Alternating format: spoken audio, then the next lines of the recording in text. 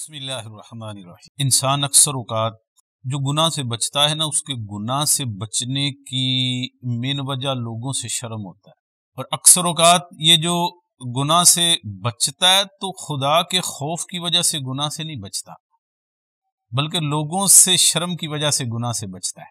حالانکہ یہ بنیادی عقائد میں سے ہے کہ بندے کا یہ نظریہ ہونا فرض عین ہے کہ اللہ تبارک و تعالی بندے کو ہر لمحہ ملاحظہ فرما۔ اگر ایک لمحہ کے لیے بھی یہ تصور کرے کہ میں اللہ تعالی کی نگاہ سے مخفی ہوں تو بندہ اسلام سے خارج ہو جائے گا۔ اس سے پتہ چلا کہ بندے کا گناہ کو ترک کرنا یہ محض لوگوں کی شرم و حیا کی وجہ سے ہے، لوگوں سے ڈرنے کی وجہ سے ہے۔ تو بات یہ ہے کہ خدا سے ڈرنا ہی عین ایمان ہے، اور ایمان کا اعلیٰ درجہ یہی ہے کہ بندہ خدا کے ڈر کی وجہ سے گناہ کو ترک کرے۔ کیوں کہ اگر بندے کا کنسپٹ کلیئر نہیں ہوا، یہ جو میں نے پیش کیا، تو بندہ لوگوں کے خوف کی وجہ سے ہی گناہ ترک کرتا رہا۔ وہ لوگ نہ کہیں دیکھ لیں، لیکن پھر ایک وقت ایسا آنے والا ہے جب معاشر برپا ہوگا تو اس کے عزیز و اقارب موجود ہوں گے، اس کے دوست احباب موجود ہوں گے، جمی صالحین موجود ہوں گے، شہداء موجود ہوں گے، انبیاء موجود ہوں گے، اور سید الانبیاء موجود ہوں گے۔ سب لوگوں کے سامنے اس بندے کو کھڑا کیا جائے گا۔ اس دن اس شخص کو کہا جائے گا اقرا کتابک کفی بنفسک اليوم علیک حسیبا، اپنا نامہ اعمال پڑھ، آج تو اپنا حساب لینے کے لیے خود ہی کافی ہے، تو آج اپنا خود محاسبہ کر۔ تو اس سے پتا چلا کہ قیامت والے دن جب ہمارا حساب لیا جانا ہے، عقل مندی یہ ہے کہ اس سے پہلے بندہ خود اپنا حساب لے۔ عمر فاروق رضی اللہ تعالیٰ عنہ اپنے پاؤں کے اوپر دھرا مارتے اور اپنا احتساب کرتے اور کہتے کہ آج میں اپنا احتساب کرتا ہوں اس سے پہلے کہ میرا احتساب کیا جائے۔ تو قیامت والا دن ہوگا تو سارے لوگوں کے سامنے بندے کو ندامت کا سامنا کرنا پڑے گا۔ تو یہ گناہ، اب یہ جو گناہ کیے، شیطان نے یہ گناہ کروائے ہیں، اور شیطان انسان کا کھلا دشمن ہے۔ باری تعالیٰ عز و جل قرآن پاک میں ارشاد فرماتا ہے اِنَّهُ لَكُمْ عَدُوٌّ مُبِينٌ، کہ بے شک یہ شیطان تمہارا کھلا دشمن ہے۔ اللہ تبارک و تعالیٰ نے شیطان کو کھلا دشمن قرار دیا ہے، تو ہر عقل مند شخص کے لیے یہ ضروری ہے کہ اس کو اپنا دشمن سمجھے، کیونکہ شیطان نے کہا ہے کہ میں بنی آدم کو میں حملے کروں گا، اس پر سامنے سے کروں گا، پیچھے سے کروں گا، دائیں طرف سے کروں گا، بائیں جانب سے کروں گا۔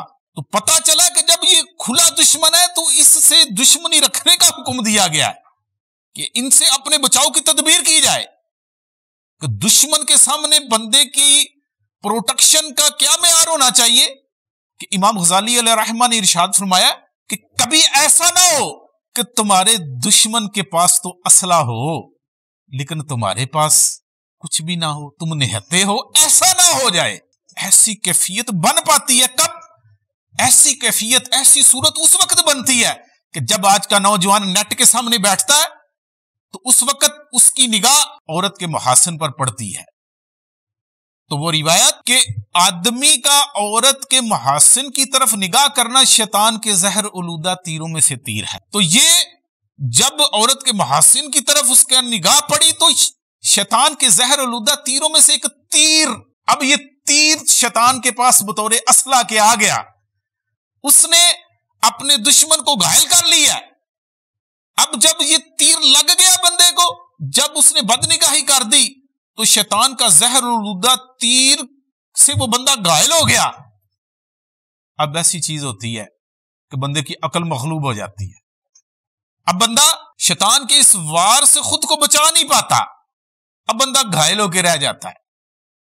اب ابتدا ہو جاتی ہے، صرف نگاہ ڈالنے کی بات ہے، اس کے بعد بندہ مغلوب ہو جاتا ہے، عقل بندے کی مغلوب ہو جاتی ہے۔ کہ نبی محترم صلی اللہ تعالیٰ علیہ وآلہ وسلم نے ارشاد فرمایا کہ جس نے گناہ کیا اس کی عقل اس سے جدا ہو جاتی ہے، لوٹ کے نہیں آتی، عقل چلی جاتی ہے، عقل کام ہی کرتی تو بندہ مغلوب ہوتا چلا جاتا ہے اور گناہ سے آگے گناہ کی طرف چلتا جاتا ہے۔ علماء نے اس کی مثال یوں دی کہ نیکی کرنے والا ایسا ہے شخص کہ جس طرح پہاڑ پر چڑھنے والے شخص کی طرح ہوتا ہے کہ جو ایک قدم اٹھاتا ہے تو دوسرا قدم اٹھانا مشکل اور تیسرا اٹھانا مشکل تر اور مشکل ترین ہوتا چلا جاتا ہے۔ یہ نیکی کی مثال ہے۔ اور گناہ کی مثال ایسے ہے کہ جیسے پہاڑ سے اترنے والا شخص، کہ جب بندہ پہاڑ سے اترتا ہے تو اسے صرف پہلا قدم اٹھانے کی ضرورت پڑتی ہے، کہ پہلا قدم جو ہی اٹھاتا ہے تو دوسرا اور تیسرا اور چوتھا قدم اٹھتے چلے جاتے ہیں۔ یہی گناہ کی مثال ہے کہ بندہ ایک دفعہ گناہ کے اندر داخل ہو جائے تو شیطان بندے کی عقل کو معوف کر دیتا ہے، بندے کو گھائل کر دیتا ہے اور بندہ گناہ کی طرف بڑھتا چلا جاتا ہے۔ ایک بزرگ علیہ رحمہ کو دیکھا گیا کہ وہ ایک نہر کے اندر اترے، ابھی وہ تھوڑے پانی میں تھے، تھوڑے پانی سے ہوتے ہوئے زیادہ پانی کی طرف ہونے لگے۔ زیادہ پانی میں جب چلتے چلتے زیادہ پانی میں پہنچے تو اونچی آواز سے رونے لگے۔ کسی نے پوچھا کہ آپ کیوں روتے ہیں؟ تو آپ نے ارشاد فرمایا کہ یہ میرا معاملہ جو تم نے دیکھا ہے کہ پہلے میں تھوڑے پانی میں تھا، تھوڑے پانی سے زیادہ پانی میں آیا، زیادہ پانی سے آگے بڑھ گیا ہوں میں۔ تو فرمایا یہی مثال گناہ کی مثال ہے کہ بندہ جب ابتدا کرتا ہے تو پھر ایک لمحہ کے لیے اس گناہ کا مرتکب ہوتا ہے، لیکن اس کے بعد بندے سے اس گناہ سے نکلنا دشوار سے دشوار تر اور دشوار ترین ہوتا چلا جاتا ہے۔ اور بندہ جب ایک دفعہ گناہ کے اندر داخل ہوتا ہے پھر اس میں بڑھتا چلا جاتا ہے، بڑھتا، جیسے میں پانی کے اندر ابتداً داخل ہوا پھر اس میں بڑھتا چلا گیا، پھر اس بندے کا گناہ سے نکلنا بہت دشوار ہو جاتا ہے۔ یہی وہ نفس ہے کہ جس کے متعلق فرمایا جاتا ہے کہ یہ نفس دشمن ہے، اس کو اپنا دشمن سمجھنا چاہیے۔ اللہ جل مجدہ سے دعا ہے کہ اللہ ہمیں عمل کی توفیق